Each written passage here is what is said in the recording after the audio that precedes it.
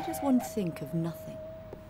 How to think of nothing without automatically putting something around that nothing, so turning it into a whole into which one will hasten to put something, an activity, a function, a destiny, a gaze, a need, a lack, a surplus?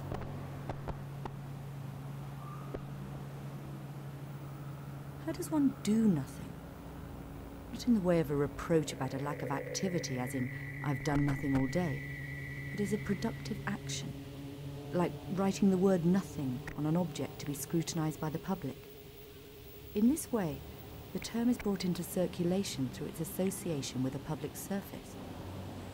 The relationship between text and surface is brought into question.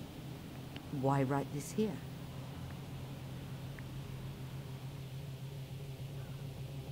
Public writing is a form of dislocation from the text.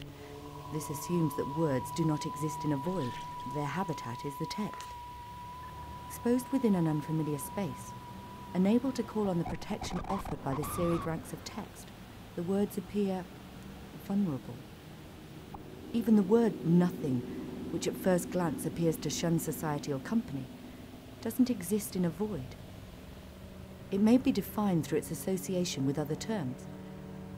We could think of it in relation to opposites, the words something or everything, but the distance between them may curtail any meaningful insights.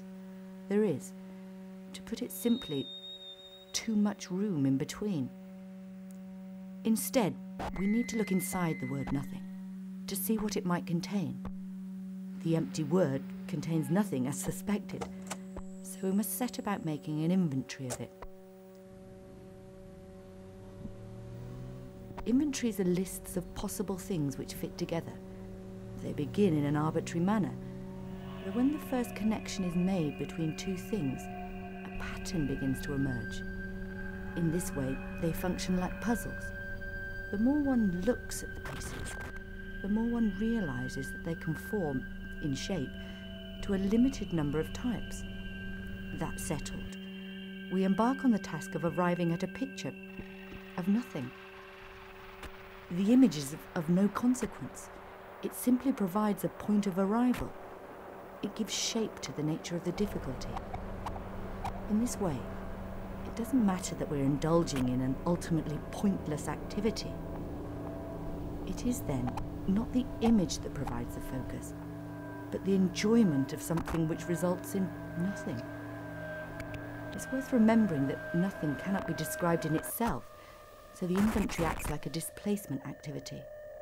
In short, we describe nothing as a space that is left when everything within it has been rendered visible.